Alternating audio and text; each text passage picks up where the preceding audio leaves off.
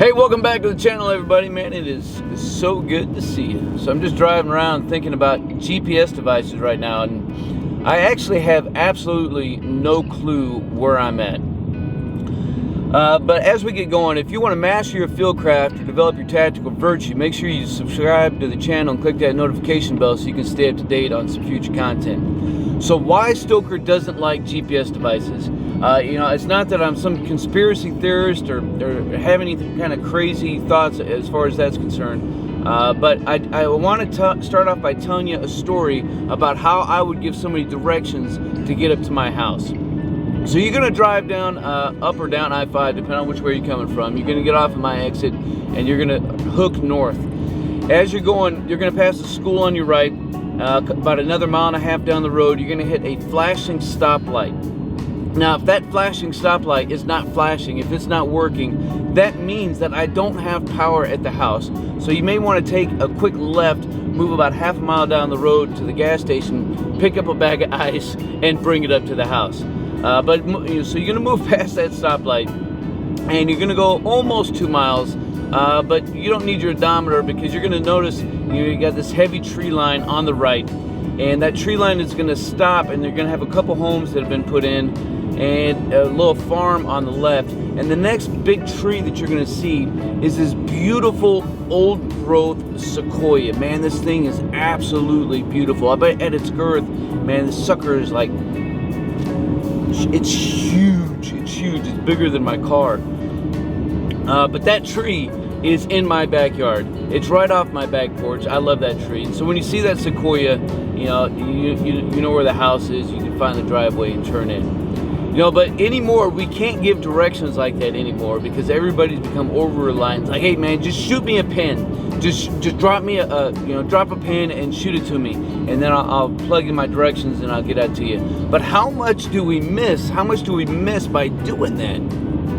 It's crazy. Our minds become into mush, and we turn into GPS zombies. I think I'm going to take a left right here. And there's so much in the world around us that we miss. Back in the day, 80s and 90s, driving around, we would just drive and see what we could do to get lost. And we got a full tank of gas. We know we can drive a couple hundred miles. Let's just drive out 100 miles somewhere, and then we'll figure out our way back. And so what happens when you do that is your brain is much more in tune with what's going on around you. You're paying attention to all the signs. You're paying attention to the lay of the land, the buildings, the churches, the banks, the way the homes are. You're paying attention to things like, which way the sun is rising and setting. Like, right, the sun is kind of behind me, so I know right now that I'm traveling about southwest right now.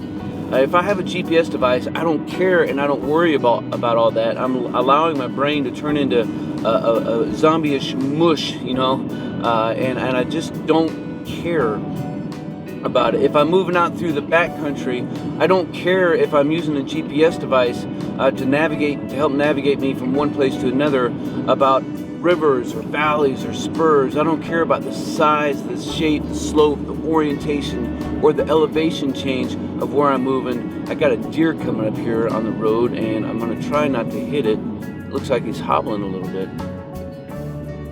There you go. Get off the road, buddy. That's it. Nice little buck. So anyways, I'm not worried about the terrain, the vegetation, or anything. And so, GPS devices, they're really good in their own respect. They work off of 24 satellites, which, at the end of the day, if you only have 3 or 4 that can triangulate you, you're probably going to get down to within 3-meter accuracy, which, that's commie math. So that's going to be around 9 feet, which is really close. But again, I think we just lose something along the way when we allow all of these gadgets to dictate and to control our lives. It can be something so easy as just driving 10 miles into town to go somewhere that we haven't been before. And instead of looking at a map and figuring out, what the exit is, what the major sign is. This is something my wife and I were talking about the other day, about how we're so reliant on GPS devices now, especially in the car, because we used to just drive around and get lost and figure out our own way to get somewhere and to figure out our way to get back, and not be overly concerned. You go into a friend's house, you're not concerned about being 10 minutes late because you took a wrong turn and you had to figure out what to do. You have to stop at a payphone. Oh my goodness, payphones back in the day, right?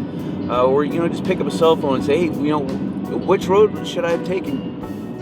And somebody talk to you weird, like, man, just pull it up on your phone. You're like, no, I don't want to do that. But the same thing, I've talked to a lot of hikers and backpackers who tend to rely on GPS devices, and when I start peeling back the onion and I start talking to them, I start to realize that they're not really hikers or backpackers. They're just people who like to go out and do day hikes or something like this.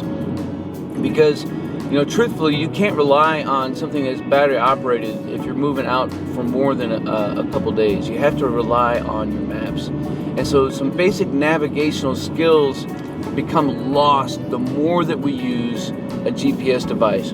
Now, I think a GPS device, whether it's your phone or a Garmin or whatever else that you want to use, is a really good insurance policy, but it can't become to the point where you're solely reliant on it and you become scared or nervous should the batteries die, or should you get into a location, maybe it's some thick underbrush, triple canopy, something like this, and all of a sudden you've lost your connectivity to the satellites and now you don't know what to do. So that's my primary reason for why I am not a fan of GPS devices, because it turns us into GPS zombies, and I don't want to be the sole reason why the zombie apocalypse comes to happen, because all of a sudden my brain has become zombified and people will start hacking at me with their axes or something. So don't get me wrong, it's not that I'm anti-GPS, right?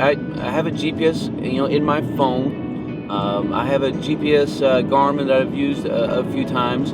My wife's car has a navigational system in it, but I think we've become so addicted to gadgets. Probably the first gadget that I think my family got addicted to in the 80s was the brown cable box. And maybe you're old enough and you can remember those. But it had more than a few channels, so you had to have a cable box, and this one had buttons that you had to push and dials, and it came with a remote. And that remote was a young stoker. I was the remote. Hey, son, go change the channel. Hey, roger that, Dad. I'll go change the channel. But when it comes, man, that was something else. I actually have no idea where I'm at right now. Let's take a right. See where this takes us.